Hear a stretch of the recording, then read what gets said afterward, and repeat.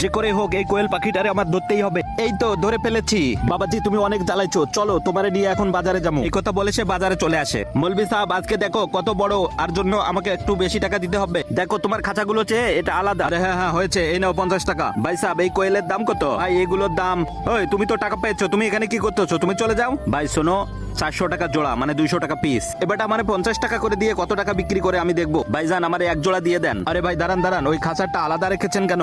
ভাই সাহেব এই খাঁচারটার কথা বলতেছেন? এই খাঁচার পাখিটা আমি বিক্রি করব না, এই খাঁচার পাখিটা দিয়ে আমি এই পাখিগুলো শিকার করি। ও তাই? হ্যাঁ ভাই এটা আমার পোষা, এটাকে দিয়ে ওই দুগুলোকে ধরে ফেলি আমি এটা বেচবো না, আপনি এগুলোর দাম বলেন। আরে না না ভাই আমি ওইটাই নেবো, আপনি দাম বলেন কত টাকা নেবেন। আমি ওই পোষাটাকে নিতে চাই, আপনি দাম বলেন। ও ভাই আপনি বুঝতেছেন না, আপনি এগুলো নেন, এটার দাম অনেক পড়বে। যত দামি হোক আমি এটাই নেবো। ভাইজান এটার দাম 5000 টাকা পড়বে। কি 5000 টাকা? ঠিক আছে এই নেন টাকা। ওরে মৌলভী সাহেব তুমি আমাকে 50 টাকা দিয়ে 5000 টাকা বিক্রি করো, নাও তোমার টাকা আর আমাকে আমার বাকি দিয়ে দাও।